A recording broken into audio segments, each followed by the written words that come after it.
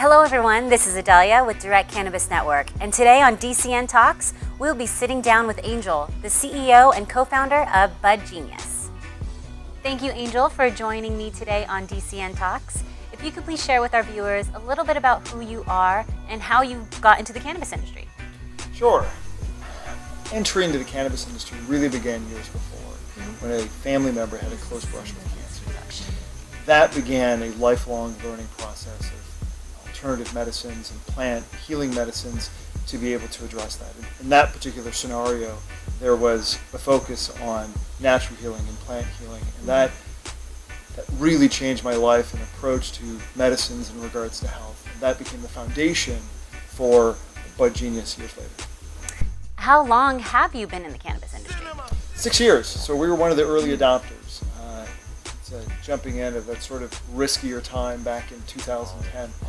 And it's, you know, as a tech company, we probably got in a little bit too early, but the relationships that we've built and the lives that we've affected, I wouldn't change it for the world. It's been a glorious and tremendous ride as watching the industry come up, and just happy to be a part of it. Happy to be giving back to the community with everything that Budgenius does. Going into more a little bit about Budgenius, what is Budgenius and what kind of services do you offer the community?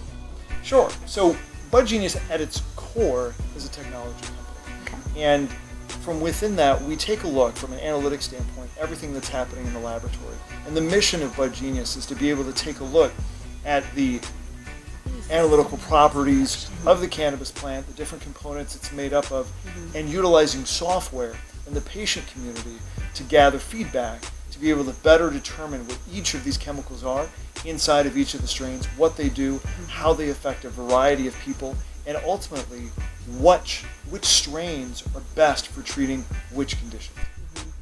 And see, I think what you guys are doing is very important for our industry, going into how you said you got introduced to the cannabis industry through a personal relative going through cancer, and it is very important that we do test our medicine that we're intaking.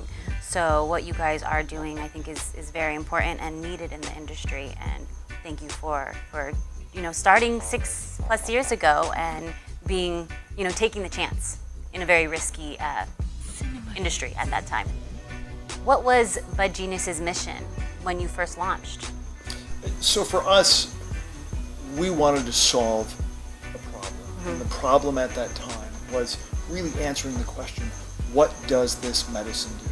At the time, CBD wasn't a widely known property component of cannabis. We were teaching at the time to dispensaries what CBD was, at what levels of it was it sensed to be therapeutic back then. So it was, and we've watched now it's, CBD is a leading component, everybody's talking about it, but there are other important components inside cannabis too, and there'll be new waves as these different components and chemicals begin, there's more research done into these on their efficacy and how they can affect the medical community.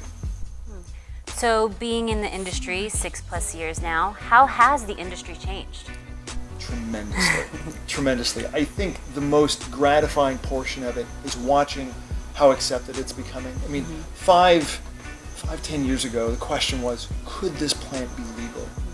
Now the question is this plant solving these medical issues from epilepsy to cancer to things of that nature? And we believe 5 to 10 years from now, the question is going to be, well, if cannabis is doing this, then what other plant medicines enhance what cannabis is doing? And what other additional properties do they have to move towards healing and preventative medicine? Going into that 5-year plan, where do you see, what kind of specific skills do you think we need to get there? As an industry? As an industry, yes. So there's so many great technologies that are coming down the pipe. I mean, there are the components of sales and marketing and these other different components that are going to help drive business. And as we get new regulations in place, those technologies coming into place to fill these certain gaps. And so there's a lot of business drivers, but there's also great new technologies that are going to be developed. So when they first brought the space shuttle up into space, there was all these different technologies that were built to be able to make that happen, that then made its way into the consumer channel. And cannabis has helped driving LED technology different advancements in how water is used and nutrients, along with tons of different ag tech type products. And on the other side of that, new research methods for taking a look at how plant medicines are studied, how they're looked at, how the community perceives them. The idea that, it's sort of funny, right? There's so many pharmaceuticals today that have their genesis in a plant, but as a society, we've been conditioned that, well, unless it has a prescription, it's not effective.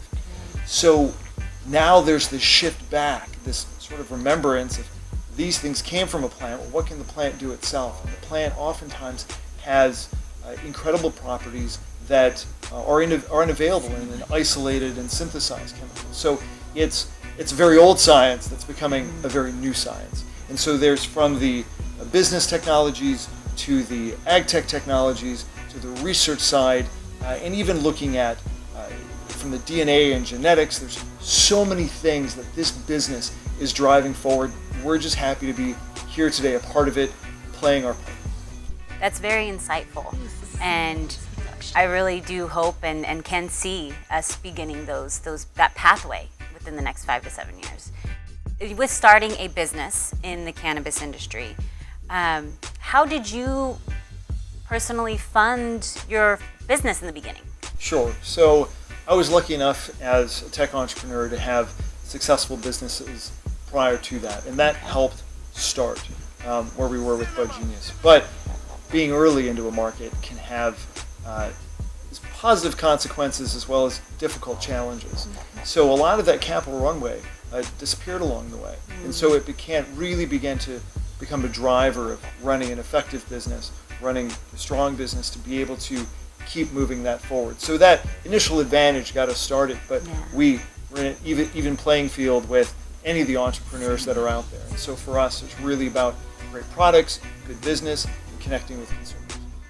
Any tips for those currently looking to jump in the cannabis business and raise funding, or those who are struggling to raise current capital to launch their business? Absolutely. There's, I think, beginning with the adult legalization in Colorado, and now with moving towards that, potentials in California, which we feel very positive about. This has created a shift in the financial community and the amount of dollars that were available. It used to be that you could only raise money for cannabis in the public markets, but now private capital is showing up, and private equity deals are arriving. So there's more opportunities for more entrepreneurs than ever in the industry, and there's still more opportunity for more capital and more entrepreneurs. With California being one of the largest economies in the world, California itself represents over 50, just as a medical-only state, represents over 50% of all of the revenue in the United States in terms of cannabis. And yet, we're here to grow the audiences again as we move towards adult use. This is a tremendous opportunity to bring more capital in, tremendous opportunity for entrepreneurs to be able to seize this growth. So there's still so much more to be done. There's more technology to be built. There's more efficiencies to be built. I agree 110% with that. I think that we have the opportunity to remind people how an industry should be ran. And community and surrounding yourself with the right individuals is very important. And there's so many great things that are happening in the cannabis industry. So many there's such a great amount of female entrepreneurs, female founders. I've never seen another industry that's embraced that as much as cannabis has. There's the concepts of transparency in business.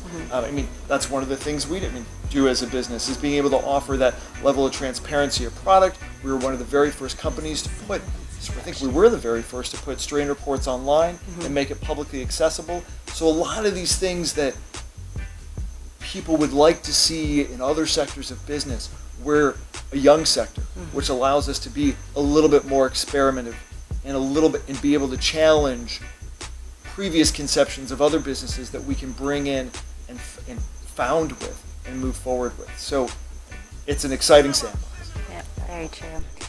For those struggling with growth, whether it's locally, statewide, even nationally, what kind of tips or advice would you give them? I think it comes down to as an industry, we need to be able, and as entrepreneurs and founders, need to be able to get smart on attracting capital. It takes money to grow a business, and more than any other industry, this one is growing fast. And you don't get into that type of fast growth without good mentorship, without good understanding of how to attract good capital. And there's been a lot of risk capital in the industry. And the more entrepreneurs are better at presenting, understanding term sheets, deal terms, how to present what they're looking for, how to understand an investor's perspective, the better as an industry we can attract good capital, smart capital, strategic capital, to be able to grow companies in a way where they're sustainable. And the focus can be put on making a difference, growing the business, as opposed to, let's say, managing a bad deal. So I think that's a strong thing that I think a lot of entrepreneurs should be looking at. And I think those that have those skills should be coming into the industry to help teach other entrepreneurs how to effectively do that. And the more we can do that, I think the more stable we can grow as an industry. So going back to Budgenius and your business, what can we expect to see within the next couple of years? Oh gosh, we're so excited. I think we've done a fantastic job at engaging consumers. We get emails from Netherlands and Amsterdam. I remember the first email I got from someone in Amsterdam asking us questions about cannabis, and I knew we'd made an impact at that point. So I think the upcoming things for us is engaging more with the community. There's different things that we're exploring on mobile. It's about getting additional feedback, both qualitative feedback from consumers, looking at quantitative feedback. I don't want to open the box too much, but our mission stays the same, which is, what does this plant do? How can we help more people? How can we lift the confusion? How can we take technical terms and make them simpler for people to understand? As a 65-year-old person who may be struggling with cancer, you shouldn't have to read 40 back issues of High Times to figure out what medicine is going to be best for you. By all means, if you'd like to do that, go ahead. Right. Support the culture and the history of cannabis. But there's so much more appeal for this plant than the traditional audiences. And people need to learn faster, more, whether that's people entering on the growing side, whether that's people entering on the patient side, whatever those components would be. I think we need to get better and develop better tools at teaching and putting that content out there. So that's what's in the future of Budgenius, is being able to tie people together, be able to educate faster, be able to have cleaner, quicker understandings, increase the interaction between the community out there through web and mobile. It's an exciting place to be. And as that develops, then we have more data. With more data, we can begin shaping that information. So it's an exciting, delicious circle. Yes, very true. Well, I want to thank you for joining us today on DCN Talks. Before I let you go, what is your favorite quote, and how has it affected you, whether it's professionally or personally? Favorite quote, I think, is a good one for the cannabis industry, and I hope I'm not misquoting it, but it's and I took the road less traveled by. And that has made all the difference. For those who would like to learn more about Angel and Budgenius, follow the link below. For DCN, this is Adelia. Let's think higher.